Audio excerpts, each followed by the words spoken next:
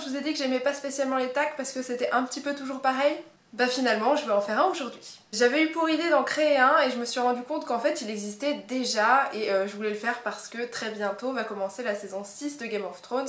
Étant une très grosse fan de cette série, je me suis dit que ce serait sympa d'avoir un tag autour de tout ça. Il se trouve qu'il a déjà été créé et je vous mettrai en barre d'infos le lien de la vidéo originale en fait, la personne qui a créé ce tag là. Parce que je trouve que les tags sur YouTube, en particulier au sujet de Booktube, tournent souvent autour des romans jeunes adultes. Je me suis dit que dans cette vidéo là, j'essaierai d'inclure des livres qui sont à la fois destinés à un public jeune adulte, mais également des livres pour adultes, en tout cas pas jeunes adultes, et qui peuvent aussi être intéressants et répondre aux questions qui sont présentées dans ce tag. Et Hawaii fait son contrôle. Chaque question du tag correspond en fait à un personnage et éventuellement ce qu'il caractérise dans la série et donc des romans qui pourraient aussi avoir ces traits de caractère là. Le tout premier personnage et donc la toute première question du tag correspond au personnage d'Arya.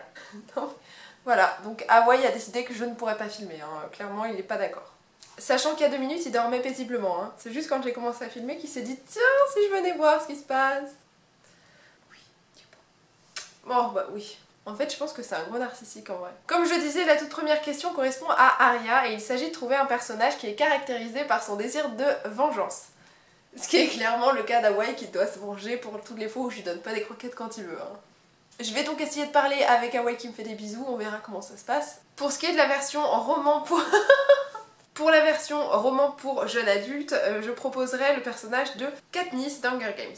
Clairement, Katniss, qu'il s'agisse du premier, deuxième ou troisième livre, est caractérisée par un certain désir de vengeance tout au long des livres. Les motifs varient un petit peu en fonction des livres évidemment parce que son personnage évolue et son parcours également, mais j'ai trouvé que c'était vraiment un personnage qui était animé par ce fameux désir de vengeance, qui a quelque chose à prouver et qui cherche à avoir des explications, en tout cas des réponses à les questions qu'elle cherche et en tout cas rétablir une certaine forme de justice. Je pense que ce sera certainement pas le personnage le plus surprenant dans cette question-là, pas du tout si elle faisait partie des personnages. Ok. Si elle faisait partie des personnes. Pour ce qui est des romans destinés à un public plus adulte, la personne à laquelle je pense en particulier, il s'agit d'Octave, le personnage principal de 99 francs. Vous n'avez peut-être pas lu le livre, vous avez peut-être vu le film. En tout cas, c'est un personnage qui cherche également à s'imposer dans ce monde-là et qui en tout cas cherche, un peu comme Katniss, renverser pas forcément le système, mais son quotidien et ce qu'il a l'habitude de vivre et qui en tout cas cherche à avoir une forme de justice également. Pas forcément une justice qui serait justifiée d'ailleurs parce que le personnage d'Octave est quand même extrêmement ambigu, ambivalent, aussi extrêmement excentrique, il a pas forcément les valeurs les plus juste d'ailleurs, mais il fait son petit parcours initiatique durant ce récit-là. En tout cas, il a un très très fort désir de vengeance. Je suis pas certaine qu'il faille faire une grosse présentation de ce livre-ci parce qu'il est quand même assez connu, assez populaire. En gros, Octave travaille dans le monde de la publicité, il a un petit peu tout ce qu'il veut, beaucoup d'argent, beaucoup de filles, la drogue, bref, il a tout ce qu'il a envie d'avoir. Il vit dans un monde qui est quand même assez perverti et bon, il va se passer des tas de choses. Et ce roman, je l'ai beaucoup aimé parce que j'aime beaucoup le style de Beck BD, c'est vraiment sans phare, c'est très acide. Je trouve ça très bien écrit, par contre, c'est vraiment le style d'écriture auquel on accroche ou pas du tout. Si vous aimez un petit peu ce franc-parler, ce type d'écriture un peu brute, c'est vraiment quelque chose que je vous recommande. La question suivante correspond au personnage de Varys. Alors dans Game of Thrones, il est connu sous le maître des chuchoteurs, il a ses petits oiseaux, ses petites araignées qui lui racontent un petit peu tout ce qui se passe dans le royaume. Il sait un petit peu tout, il a un petit peu la capacité de tirer les ficelles en coulisses et donc c'est un petit peu le personnage qui va animer les complots et qui sera là un petit peu pour tisser le jeu politique du récit et en tout cas de la série ou des livres. Du coup la question dans ce tag là c'est de trouver un livre qui a une intrigue politique. J'en ai pas lu des tonnes sur ce sujet là mais j'en ai quelques-uns. Mon choix pour la version jeune adulte il s'agit de The Winner's Curse, ici c'est le 2e tome de Mary Rutkowski. J'avais rapidement présenté cette trilogie dans les sorties littéraires que j'attendais le plus parce que j'attendais le 3e tome que j'ai enfin reçu. Mais globalement dans cette trilogie et en particulier dans le 2e tome on a vraiment affaire à des complots politiques, en tout cas ça a une part assez importante dans l'intrigue et dans le récit parce que tous nos personnages évoluent un petit peu autour de ça et leur destin est forcément manipulé et en tout cas influencé par tous les choix politiques qui peuvent être faits ici. C'est pas du tout une lecture compliquée si jamais elle vous intéresse, hein, c'est pas de la politique prise de tête, au contraire je trouve que ça sert plutôt bien l'histoire et ça renforce une certaine forme de suspense et ça ajoute vraiment pas mal de tension. Pour résumer rapidement la trilogie, on a affaire à Kestrel qui est la fille d'un général qui fait partie d'un empire en fait qui a pris possession d'une partie d'un pays, en tout cas ils se sont imposés et les personnes qui vivaient là ont été réduites à l'état d'esclavage et dans cette société là elle n'a en fait que 2 choix, soit elle s'engage dans l'armée soit elle se marie. Elle doit forcément faire un choix entre ces 2 choses là. C'est un un personnage très fort et très intelligent que moi j'aime énormément. Donc on va un petit peu suivre son parcours dans le premier livre, quel choix elle fera ou pas, ce qui se passera, parce qu'évidemment il se passe bien plus de choses que ce que je vous dis. Mais bon, je vous encourage vraiment à découvrir cette saga. Je crois que pour le moment elle n'est pas encore traduite en français, j'espère qu'elle le sera parce que c'est pour le coup je trouve un très bon roman jeune adulte. Je trouve qu'il est très bien construit, donc je vous recommande à lire en tout cas en VO. Là c'est le deuxième tome, hein. Ne vous me freinez pas sur l'ordre d'achat si jamais ça vous intéresse. Pour le livre plus adulte, je n'ai pas le livre sur moi, je crois que je l'ai laissé chez mes parents. Il s'agit d'Angers Démon de Dan Brown. C'est pas l'intrigue la plus politique du monde, mais il y en a toujours un petit peu dans les romans de Dan Brown. Il s'intéresse quand même pas mal aussi au mysticisme, tout ce qui est ésotérique. En tout cas il s'intéresse beaucoup à la religion et ainsi de suite. Mais du coup on a plus ou moins, pas forcément des complots complètement politiques, mais en tout cas on a tout ce qui est société secrète, société religieuse et tous les complots politiques qui peuvent prendre part autour en fait de tout ça, ce qui est plutôt bien géré puisqu'en général, même si moi je m'y connais pas très bien, en tout cas c'est très bien vulgarisé parce que c'est pas quelque chose que j'ai peine à comprendre quand je lis ces livres. Je les trouve plutôt très abordables. Mais c'est un petit peu ce qu'on a dans Angers Démon. Comme d'habitude on suit Monsieur Langdon, je crois que c'est Robert son prénom si je me trompe pas, je l'ai lu il y a quand même un sacré paquet de temps donc j'ai un petit peu oublié. Mais en gros vous avez en fait un homme religieux qui est assassiné. Autour de tout ça il y a toute une espèce d'intrigue religieuse, une espèce d'énigme que Robert Langdon est invité à découvrir parce que c'est un spécialiste des religions, de l'histoire, c'est un historien très renommé. Et il va s'embourber comme à peu près dans chaque livre de Dan Brown dans une intrigue assez énorme qui prend une plus grosse part que celle qu'on avait imaginée au début et qui nous apprend quand même pas mal de choses autour des diverses religions. C'est vrai qu'on a beaucoup la religion chrétienne, l'air de rien, mais on apprend pas mal de choses et je trouve ça plutôt très bien géré. L'autre question correspond au personnage de Geoffrey. Geoffrey, vous ne pouvez pas le louper si vous avez vu la série, en tout cas lu les livres. C'est l'un des personnages emblématiques de cette saga, c'est vraiment le personnage que l'on ne peut pas ne pas détester. Il est là pour ça presque. C'est un personnage odieux, il fait des choix absolument terribles. Du coup il s'agit dans ce tag de quel mauvais personnage en fait vous adorez détester. Ici j'ai eu un petit peu de mal à choisir parce qu'en fait clairement les personnages que j'adore détester, et ben ils se trouvent vraiment dans Game of Thrones, donc je peux pas vraiment les réutiliser pour ce book tag parce qu'honnêtement si j'avais dû en choisir un parmi tous c'était Cersei. Moi Cersei je l'adore, j'ai besoin qu'elle soit là. J'aime vraiment détester ce personnage. Du coup la première personne à laquelle j'ai pensé pour les romans jeunes adultes c'est Dorothy, le personnage le plus machiavélique que l'on peut trouver dans la saga Dorothy Must Die. Je suis désolée de vous imposer encore cette saga parce que j'en parle à longueur de temps sur cette chaîne, donc je suis très désolée. Ici Dorothy a transformé le royaume d'Oz en une espèce de dictature très macabre et absolument diabolique. On fait la rencontre de Dorothy dans ce livre-là à plusieurs reprises. C'est pas notre personnage principal, mais elle a quand même une place importante, que ce soit de près ou de loin en fait, qu'on en entende parler ou qu'on la voit directement. Et j'ai adoré en fait la rencontrer dans ce récit-là parce que c'est vraiment un personnage qui est détestable et en même temps j'ai adoré les passages où elle était là parce que je voulais voir jusqu'à quel point elle allait aller. Du coup c'est vraiment un personnage que j'ai aimé découvrir, que j'ai aimé trouver au fur et à mesure du récit. Pour moi c'est vraiment le personnage qui remplit ces fameux critères du vilain, du méchant personnage qu'on a envie de retrouver quand même parce qu'il ajoute ce petit piment à l'histoire et qu'on aime bien le trouver l'air de rien. Pour la version roman pour adultes, je n'ai pas mon livre sur moi, d'ailleurs je ne sais pas du tout où il est parce que je sais que je l'ai dans ma bibliothèque, mais je l'ai pas retrouvé et il s'agirait d'un employé modèle de Paul Cliff. Un employé modèle, c'est donc un thriller et il raconte un petit peu l'histoire d'un mec, il est agent de nettoyage, et sous le personnage qui se dessine, qui est beaucoup plus inoffensif que ça, se déguise en fait un tueur en série qui est absolument machiavélique et qui est absolument détestable puisqu'il n'a aucune pitié pour le genre humain.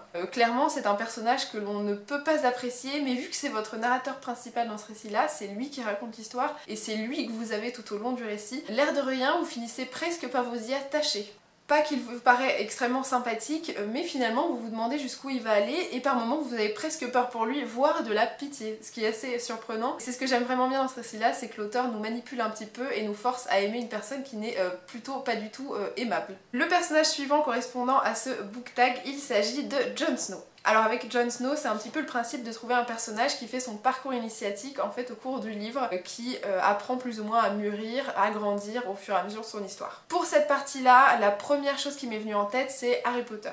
Parce que clairement l'histoire d'Harry Potter c'est un jeune homme qui se découvre, qui découvre qu'on lui a menti pendant un sacré paquet de temps, qui va apprendre à grandir, à apprendre les bonnes valeurs, qui va essayer de trouver sa place. Donc Harry Potter j'y ai pensé très fort. Maintenant je me suis dit que c'était sans doute le choix le moins surprenant du monde parce que Harry Potter je pourrais le caser pratiquement dans toutes les questions de ce tag et d'ailleurs vous verrez il y en a plusieurs où il y a de l'Harry Potter dedans. Donc je me suis dit que j'allais choisir quelque chose d'un petit peu plus différent mais qui répondait parfaitement à la question de ce thème là. Et le choix que j'ai fait c'est le passeur Passeur de Lois Lowry. Dans Le Passeur, vous avez vraiment le parcours initiatique de Jonas qui vit dans une société complètement dystopique. Tout est codifié, tout est policé, tout est aseptisé, chacun a un rôle, on lui attribue et il doit remplir ce rôle à la perfection tous les jours sans poser de questions. C'est un monde très strict et en même temps les gens s'y sont parfaitement accommodés, en tout cas ils ne le voient pas comme une privation de leurs droits. Et le parcours de Jonas, ça va être un petit peu finalement de découvrir que cette société-là n'est pas forcément la plus normale. Je vous en dirai pas plus parce que bon après c'est un petit peu le parcours de chaque personnage dans une dystopie, hein, de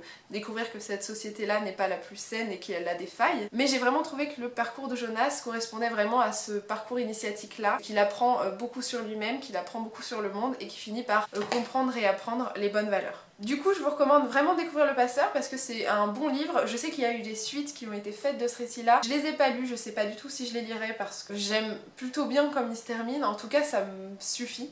Donc je vous recommande de découvrir ce récit-là. Ensuite, il s'agira de la question correspondant à Jaime et Cersei. Si vous connaissez la saga, en tout cas dès le premier épisode, vous savez pourquoi ces deux personnages sont évoqués ensemble. J'en dirai pas plus, mais il s'agira de la relation amoureuse pour laquelle vous n'adhérez pas du tout et que vous n'arrivez pas du tout à comprendre.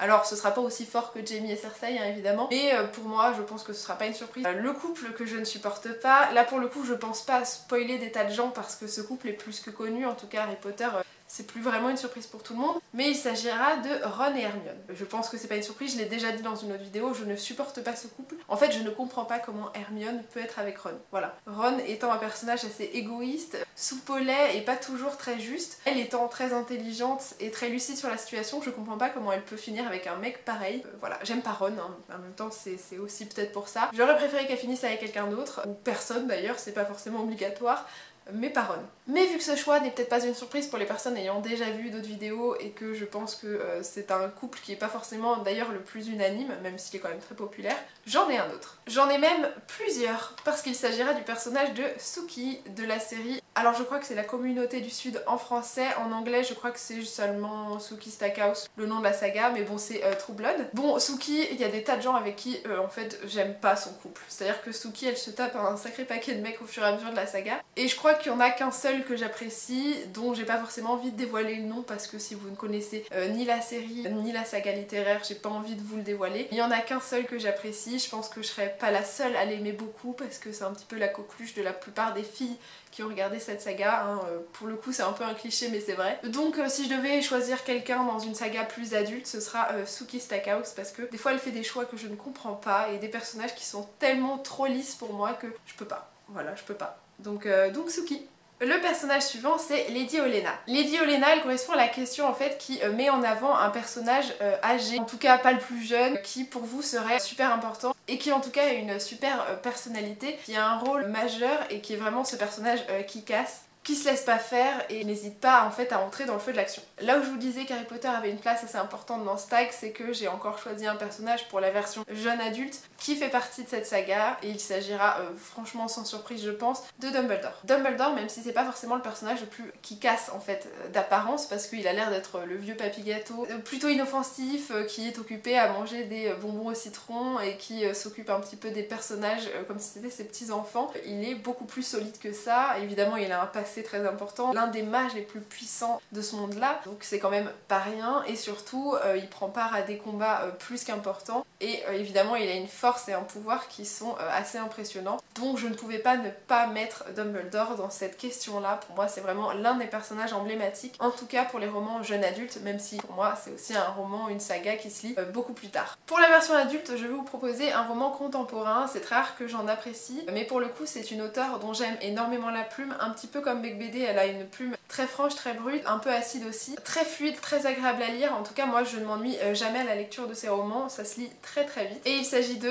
Les Bourgeoises de Sylvie Ohayon. C'est un petit peu une forme d'autobiographie de la part de l'auteur. Elle raconte en fait un petit peu son enfance, comment elle a évolué dans un milieu qui n'est pas du tout le sien d'origine parce qu'elle vient d'un milieu plutôt modeste et elle a pu, grâce en fait à ses capacités intellectuelles, en tout cas son parcours scolaire, à accéder à un lycée qui ne faisait pas du tout partie de sa classe sociale puisque ça faisait plutôt partie de l'aristocratie l'aristocratie, la bourgeoisie parisienne. Elle raconte un petit peu son parcours et comment en fait de son parcours scolaire dans ce milieu-là, elle a évolué dans sa vie et aussi dans un milieu qui n'était pas le sien d'origine. Et ce que j'ai beaucoup aimé, c'est que non seulement bon, la plume de l'auteur me plaît énormément, mais du coup on a plusieurs personnages à rencontrer au fur et à mesure de ce récit, dont la grand-mère en fait de l'auteur qui n'a pas du tout sa langue dans sa poche, qui n'hésite pas en fait presque à balancer des fois certaines punchlines que j'ai trouvé géniales. Du coup j'aimais beaucoup ce personnage là, ce symbole d'une grand-mère qui n'est pas là que pour dorloter son enfant mais qui lui met aussi un petit peu parfois quelques coups de pied aux fesses pour lui dire écoute là tu déconnes, va falloir que tu te mettes une petite baffe et que tu repars du bon pied. Et c'est ce que j'ai bien aimé dans ce récit là, c'est que j'ai trouvé sa grand-mère très importante, je trouvais qu'elle avait une place génialissime, j'aurais aimé avoir la même franchement. Bon après sans m'attarder sur ma vie personnelle, j'ai pas tellement eu de grand-mère donc forcément j'admire ce personnage là. Du coup pour moi c'est vraiment un personnage que j'aime beaucoup,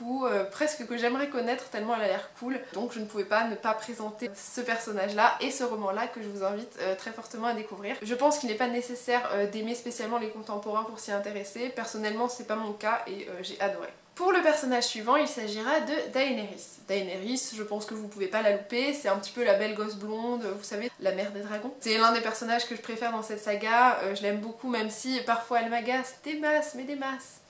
Mais la question lui étant associée, c'est un roman dans lequel on peut trouver des dragons. Alors clairement, j'ai pas lu énormément de romans où il y a des dragons. J'en ai lu un il y a longtemps, c'était la saga Eragon. Je l'ai pas fini, donc je me vois mal la présenter parce que je la connais pas à fond. J'ai lu le premier tome. J'ai évidemment en tête Harry Potter. Bon, il y a des dragons, mais ça fait partie du bestiaire en fait fantastique qu'on a dans cette saga, c'est pas non plus des personnages récurrents dedans, donc pareil je me voyais pas vous présenter Harry Potter pour ça. Le seul livre jeune adulte que j'ai en tête pouvant éventuellement avoir des dragons, qui n'en sont pas vraiment en fait, c'est Shadow and Bone de Leigh Bardugo. Cette saga je vous l'avais présentée, c'est une saga fantastique, un petit peu fantasy aussi, elle comprend un petit peu un mélange de ces deux genres là. Vous y suivez le parcours d'une jeune fille qui s'appelle Alina, qui va découvrir qu'elle a une place très importante dans cette société là. Elle a un destin qui n'est peut-être pas celui qu'elle imaginait à la base. Et dans cet univers-là, en fait, vous avez une partie de ce monde qui est un petit peu inaccessible parce qu'elle est couverte d'une espèce de manteau de fumée impénétrable presque, dans lequel règnent des créatures ailées qui ne sont pas vraiment des dragons, mais qui en tout cas ne sont pas très fans de la race humaine, sauf pour la dévorer parce que si vous traversez cette fameuse partie de ce monde-là, vous avez toutes les chances de finir dévoré par ces fameuses créatures. Ensuite, on s'intéresse au personnage de Sansa. C'est la question qui correspond en fait au personnage que vous avez appris à aimer au fur et à mesure en fait de son avancée dans l'histoire et peut-être dans différents romans. Dans mon cas, il s'agira clairement de Juliette de la saga Chattermee de Tahereh Mafi. En français, le nom de la saga c'est insaisissable. Moi je les ai tous lus en anglais donc voilà, je vous présente les deux versions, mais bon. Vous connaissez forcément, c'est une saga qui a quand même fait pas mal de bruit, en tout cas dans la sphère booktube anglophone. Elle a été très populaire quand elle est sortie, ça fait un petit moment maintenant que c'est fini, donc on en entend moins parler. Elle a aussi fait pas mal de bruit, je crois, dans la sphère française. C'est pas une saga que j'adore énormément, en partie à cause du personnage de Juliette, que j'ai énormément détesté. Environ tout le premier livre, hein, ça c'est sûr. Une bonne grosse partie du deuxième, et je crois que j'ai commencé à l'apprécier à partir du dernier livre, parce qu'elle commençait vraiment à se bouger le cul et être un petit peu moins renfermée sur elle-même. Elle avait un petit peu moins tendance à se plaindre en permanence et à s'apitoyer sur son sort, ce que je trouve assez insupportable dans les romans, surtout si c'est la quasi-totalité du livre. Voilà. Ça je supporte pas. Pour le coup c'est vraiment ce que je reproche à ce personnage, c'est qu'elle est assez énervante, faut passer en fait ça parce que vous en avez beaucoup. Alors je suis d'accord, elle a pas un parcours très simple au début, maintenant je pense que ça sert à rien de s'apitoyer à ce point là sur soi-même si on a envie de s'en sortir. Parce que quand on s'apitoie trop sur son sort, on piétine et on n'avance pas. Je pense pas qu'il soit nécessaire de faire un gros résumé de cette saga, elle est assez connue, mais globalement moi ça m'a un petit peu rappelé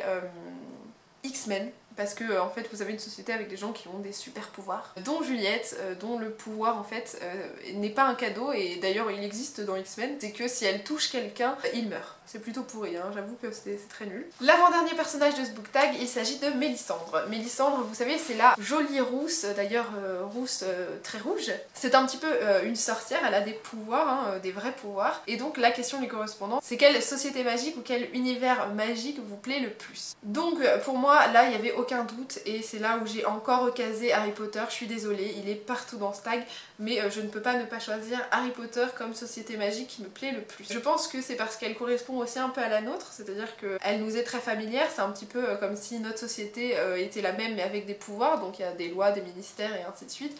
tout est mis en place pour contrôler tout ça. Et en même temps je la trouve hyper décomplexée, je la trouve hyper jolie, hyper farfelue, et en même temps elle a aussi ces zones d'ombre qui correspondent à notre société. C'est là où J.K. Rowling a fait un travail assez fort et assez magique. Donc voilà, Harry Potter pour moi c'est vraiment la société magique qui me plaît le plus. Harry Potter ne pouvait pas ne pas être à cette place là, c'était impossible de ne pas le choisir. Enfin, toute dernière question, elle correspond au personnage de Tyrion. C'est aussi l'un de mes personnages préférés, je pense, comme la plupart des gens qui regardent cette série ou qui lisent les livres. Il est très intelligent, il ne se laisse pas faire et il utilise toujours en fait son cerveau pour se tirer des situations les plus improbables, les plus dangereuses. En tout cas, il est très malin et il sait très bien s'en sortir.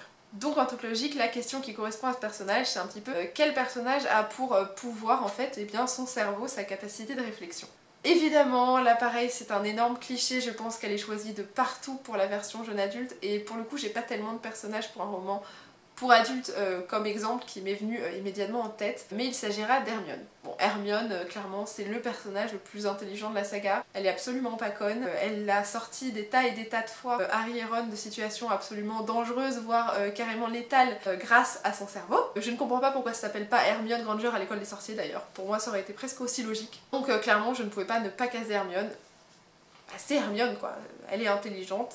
Grâce à elle, clairement, ils ont réussi à survivre. Mais comme Hermione Granger n'étant pas le choix le moins surprenant, je me suis dit que j'allais en choisir un autre. Et c'est un personnage appartenant à une saga que je vous ai déjà présentée dans ce tag-là, mais il s'agira une nouvelle fois de Kestrel de The Winner's Curse. Kestrel, comme je vous le disais, c'est un personnage qui est très intelligent. Elle a été plutôt très bien élevée par son papa, c'est-à-dire qu'il lui a donné beaucoup de clés finalement pour s'en sortir, parce que c'était un général et qu'il avait la chance d'avoir accès au savoir et ainsi de suite. Mais Kestrel, elle n'est pas seulement intelligente parce qu'elle a appris les bonnes choses, elle a aussi une capacité de réflexion qui est absolument merveilleuse. J'exagère un peu, mais c'est-à-dire qu'elle prendra pas les décisions les plus sottes qui m'agacent parfois dans les romans jeunes adultes, qui font évidemment un rebondissement qui va plaire au lecteur ou qui va créer de la tension, mais pour le coup elle fera pas les choix les plus sots et j'ai trouvé ça très bien parce que c'est un personnage qui tombe pas toujours dans les clichés et ça fait du bien parce que c'est vrai qu'on en a quand même pas mal dans les romans jeunes adultes sans taper sur le genre, mais c'est vrai qu'on a un petit peu souvent les mêmes schémas.